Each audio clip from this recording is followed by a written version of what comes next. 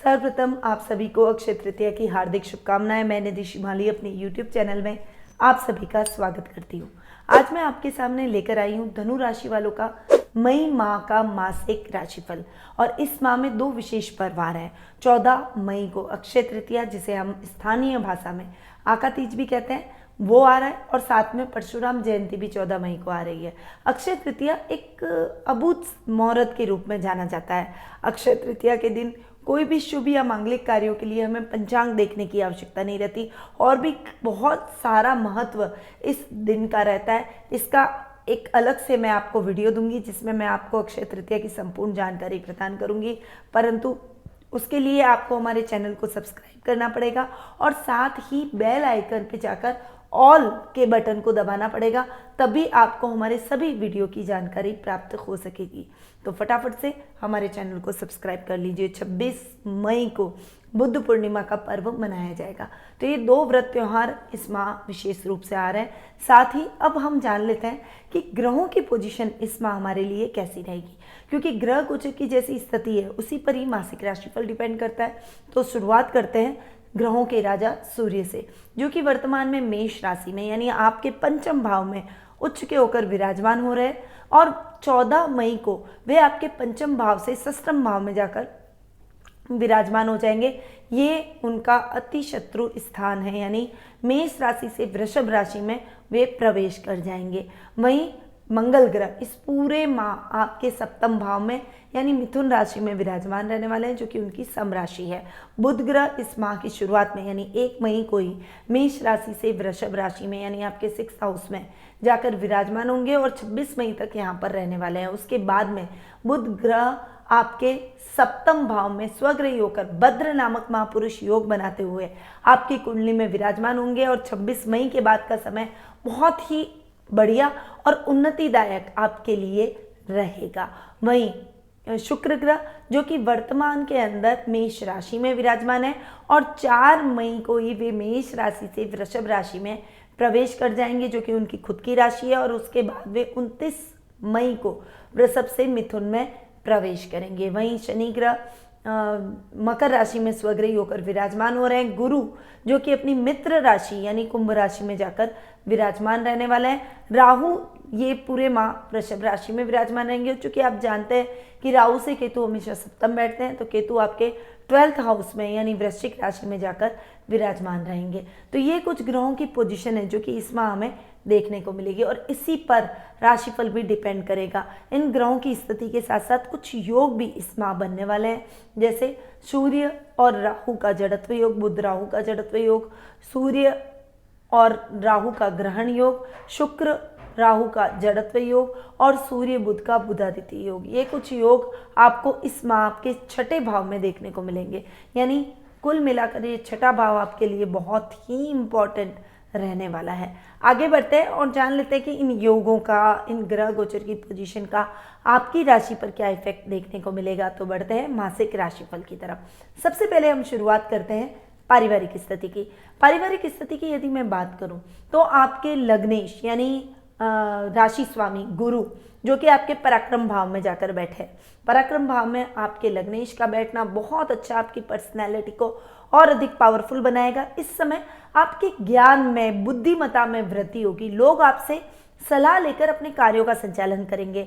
आप समाज में प्रतिष्ठित व्यक्तियों की श्रेणी में आ जाएंगे, लोगों को सही मार्गदर्शन प्रदान करेंगे और आप अपने जीवन के लक्ष्य को भी बहुत सक्सेसफुली हासिल करते हुए दिखाई देंगे। ददियाल से आपके रिलेशन और भी अधिक मजबूत होते हुए दिखाई देंगे। दादा दादी का आशीर्वाद इस माह भरपूर आपको देखने को मिलेगा। कुटुंब में आपका वर्चस्व और अधिक बढ़ेगा।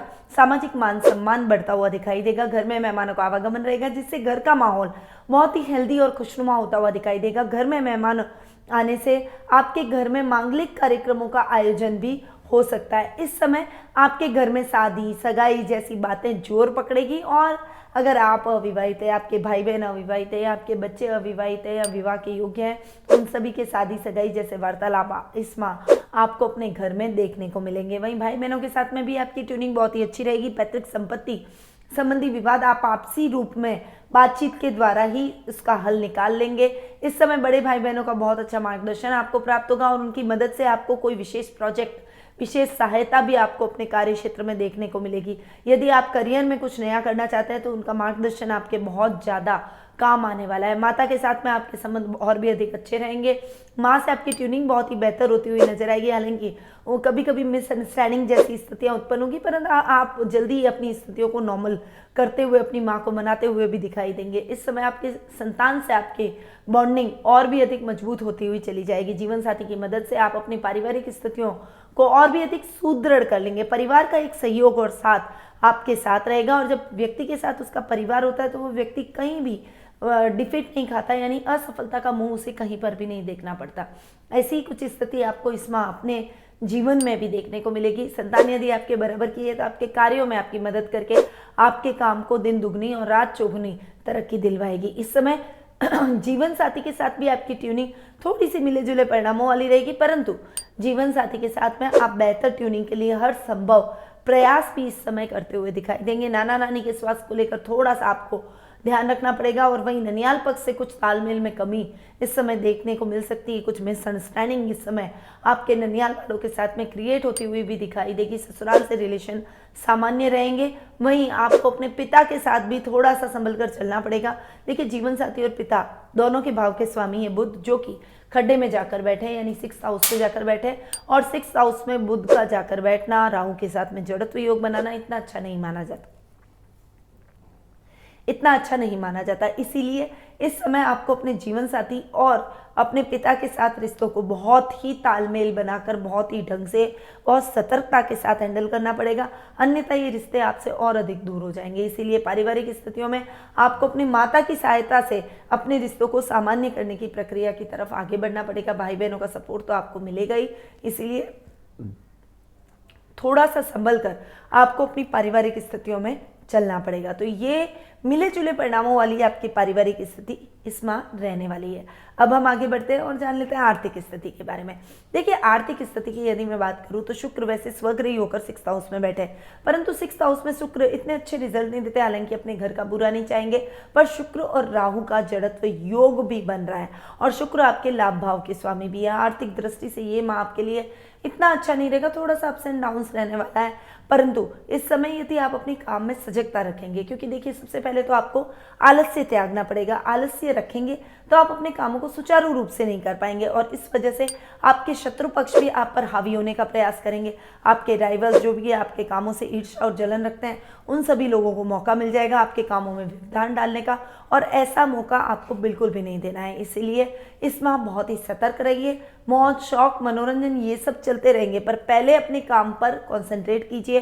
इस समय कोई उधार आपने किसी को दे रखा है तो वो उधार आपका चुका कर जाएगा, जिससे फाइनेंशियली आप थोड़ा सा साउंड महसूस करेंगे। पारिवारिक सुखों को पूर्णतया आप भोगते हुए भी दिखाई देंगे। इस समय गुरु की 11th भाव पर जो दृष्टि है, उस वजह से आपकी आर्थिक स्थिति और भी अधिक सुदृढ़ होती हुई दिखाई देगी। आपको किसी भी प्रकार की फाइनेंशियल क्राइसिस का सामना नहीं करना पड़ेगा। सुखों में किसी भी प्रकार की कमी नहीं आएगी। साथ ही आपको धन लाभ भी रोजमर्रा की जिंदगी में होता हुआ दिखाई देगा। आप अपने वर्क प्लेस पर अच्छा प्रदर्शन करेंगे, जिससे अच्छा धन लाभ भी आप अर्जित कर पाएंगे। बैंकों में धन जमा कराने में कुछ समय आपका व्यतीत होगा, परंतु इस समय आपको अपनी आर्थिक स्थिति फ्लक्चुएट ना हो, इस बात का विशेष रूप से ध्यान रखना है। अपने कार्यों में किसी भी प्रकार की कोताही मत कीजिए, और आलस्य बिल्कुल त्याग दीजिए, तो आपको किसी भी प्रकार की समस्या अपनी इस लाइफ में इस माह आएगी ही नहीं, परंतु आलस्य को त्यागना पड़ेगा।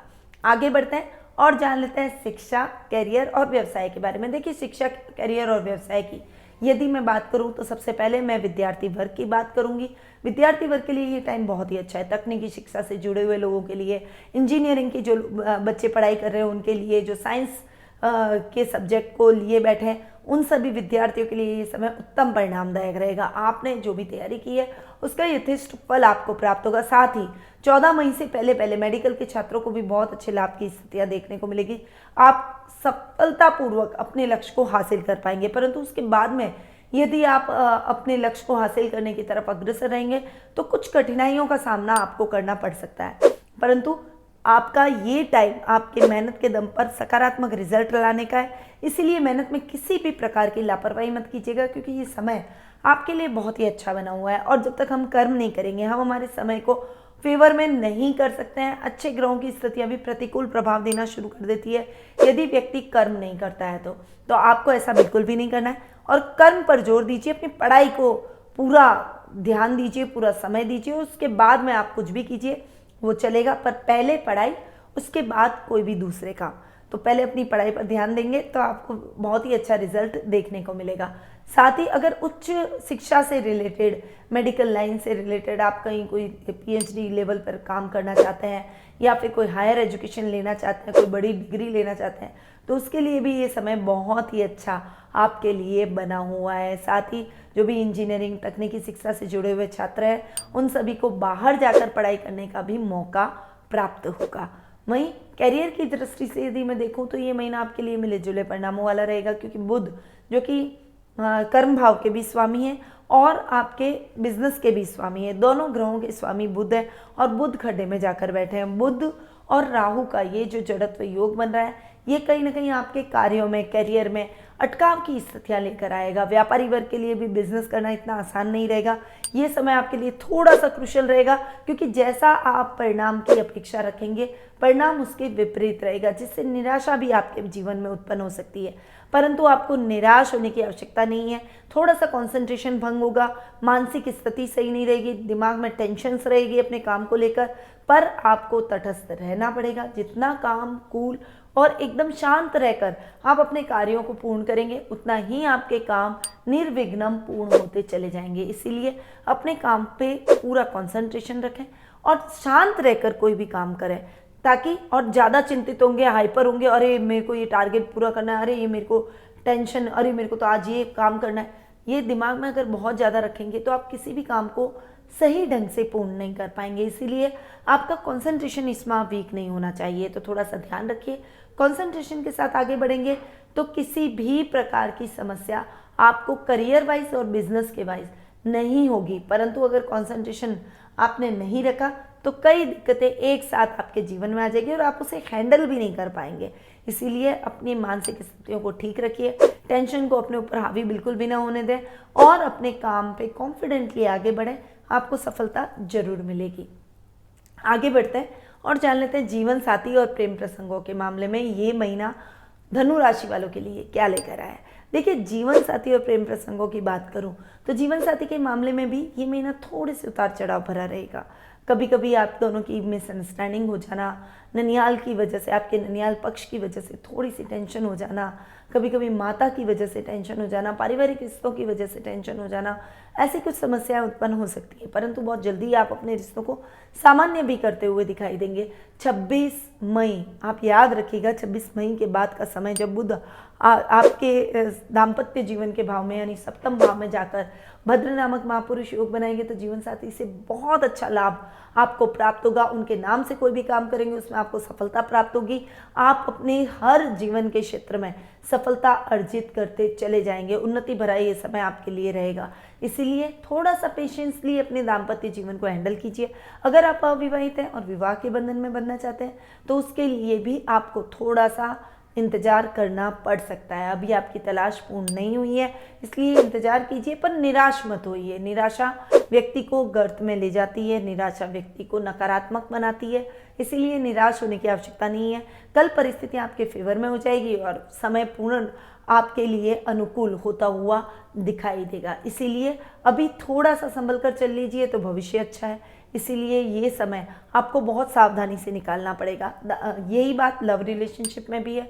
आप अपने पार्टनर को थोड़ा सा मौका दीजिए, उसे जानिए, उसे पहचानिए। जल्दबाजी में कोई भी निर्णय लेना आपके लिए ठीक नहीं है। चाहे आप वो निर्णय अपने पार्टनर के लिए नेगेटिव लें, चाहे आप पॉजिटिव लें, पर जल्दबाजी में कोई भी निर्णय न लें, क्योंकि जल्दबाजी में कोई भी काम अगर हम करते हैं तो उस काम का फल हमें सही नहीं प्राप्त होता, वो नकारात्मक प्राप्त होता है। इसीलिए थोड़ा पेशेंसली अपने रिश्ते को टाइम देते हुए उसे हैंडल करें, उसे थोड़ा समय दें। उसके बाद आप देखिएगा आपको ये रिश्ता कितना अच्छा लगेगा और आपको एक बहुत सही पार्टनर मिल जाएगा। आप उसके साथ आगे भी बढ़ते हुए नजर आएंगे, परंतु उसके लिए आपको उसे जानना, परखना बेहद आवश्यक है और इस माह आपको यही करना चाहिए। 26 मई के बाद का समय आपके लिए बहुत ही निर्णायक रहने वाला है। आपके जीवन को एक नई दिशा और नई प्रगति प्रदान करेगा। आपके पार्टनर की बहुत अच्छी हेल्प आपको उस समय देखने को मिलेगी। तो जीवन साथी और प्रेम प्रसंगों के मामले में भी ये महीना थोड़े से उतार चढ़ाव भरा परिणाम लेकर आ रहा है, इसीलिए थोड़ा सा संभल कर अपने रिश्तों को हैंडल करके चलें। अब हम आगे बढ़ते हैं और जान लेते हैं स्वास्थ्य के बारे में। देखिए, स्वास्थ्य की यदि मैं बात करूं तो रोग भाव के स्वामी है शुक्र, जो कि स्वग्रही होकर रोग भाव में ही जाकर विराजमान हो रहे हैं। रोग भाव में शुक्र का बैठना आपके स्वास्थ्य को थोड़ा सा प्रभावित करेगा। इस समय शुक्र राहु का जड़त्व योग, सूर्य राहु का ग्रहण योग, बुध राहु का जड़त्व योग, ये सभी योग भी आपके रोग भाव में बन रहे हैं। इसीलिए इस समय आपको कीटाणुओं, रोगाणुओं से, मौसमी तकलीफों से जूझना पड़ सकता है। बहुत ज़्यादा अपने स्वास्थ्य का ध्यान रखें। किसी भी प्रकार की लापरवाही करना आपके लिए बहुत ज़्यादा नुकसानदायक सिद्ध हो सकता है। इसलिए अपने स्वास्थ्य का पहले ध्यान रखें, उसके बाद आप कोई भी काम को संपन्न करें। योगा, मेडिटेशन, प्राणायाम से अपने आप को जोड़ें, स्वास्थ्य अभियान से अपने आप को जोड़ें और अपने स्वास्थ्य में किसी भी प्रकार की लापरवाही न करें, चाहे वो काम को लेकर हो, चाहे रिश्तों को लेकर हो। पहले अपने स्वास्थ्य का ध्यान दें, उसके बाद इन सभी कार्यों को संपन्न करें, ताकि स्वास्थ्य संबंधी किसी भी समस्या से आपको जूझना ना पड़े। और इन सभी रोगों के योग के कारण आपके जीवन में कई प्रकार की कठिनाइयाँ, स्वास्थ्य में कई प्रकार की कठिनाइयाँ आपको फेस करनी पड़ सकती है। इसका उपाय मैं आपको वीडियो के एंड में देने वाली हूँ। तो अब बढ़ते हैं आगे और जान लेते हैं माँ उपाय के बारे में। देखिए, एक तो बुध राहु का जड़त्व योग निवारण यंत्र, शुक्र राहु का जड़त्व योग निवारण यंत्र, सूर्य राहु का ग्रहण योग निवारण यंत्र, ये सभी यंत्र आपको अपने पूजा कक्ष में रखना है और इनके दर्शन आपको डेली करने हैं। इससे आपको स्वास्थ्य लाभ प्राप्त होगा और स्वास्थ्य में कोई भी प्रकार की बड़ी समस्या उत्पन्न नहीं होगी। साथ ही दाम्पत्य जीवन को अगर आप मधुर बनाना चाहते हैं तो आपको अपने जीवन साथी के साथ में मिलकर और जोड़े से भगवान कृष्ण और राधा जी को एक साथ तुलसी दल और तुलसी की मंजरियाँ चढ़ानी चाहिए। इससे आपके प्रेम में और अधिक वृद्धि होगी। साथ ही तुलसी के साथ में शालिग्राम जी को जरूर रखें और इन दोनों की संयुक्त रूप से पूजा आराधना करें। इससे आपका दाम्पत्य जीवन और अधिक सुखमय बनेगा। तो ये तो था दाम्पत्य जीवन को सुखी रखने का उपाय। अब आपको अगर अपनी फाइनेंशियल कंडीशन को इम्प्रूव करना है तो आपको अपने वर्क प्लेस पर ऋण मुक्ति निवारण यंत्र और सर्वकार्य सिद्धिदायक यंत्र को भी स्थापित करना पड़ेगा। साथ ही आपको माँ लक्ष्मी, गणेश जी और कुबेर देवता की एक मूर्ति को अपने पूजा कक्ष में रख देना है। कुबेर यंत्र अगर हो सके तो अपनी तिजोरी में रख दें। इससे आपके धन में कभी भी कमी नहीं आएगी, क्योंकि कुबेर धन के देवता हैं, आपके धन की रक्षा करेंगे और अनर्गल खर्च से आप बच जाएंगे। तो इन उपायों को आपको जरूर अपनाना चाहिए। साथ ही अगर आप अपनी कुंडली के माध्यम से भी मुझसे जुड़ना चाहते हैं तो ऑनलाइन अपॉइंटमेंट की सुविधा हमने आपके लिए कर रखी है। आप ऑनलाइन अपॉइंटमेंट लेकर कुंडली विश्लेषण का लाभ भी प्राप्त कर सकते हैं। इसके लिए आपको हमारे नीचे दिए गए नंबरों पर संपर्क करना पड़ेगा। तो अब मैं अपनी वाणी को यहीं विराम देती हूँ। स्वस्थ रहिए, व्यस्त रहिए, मस्त रहिए और हमेशा मुस्कुराते रहिए। जय श्री राधे कृष्ण।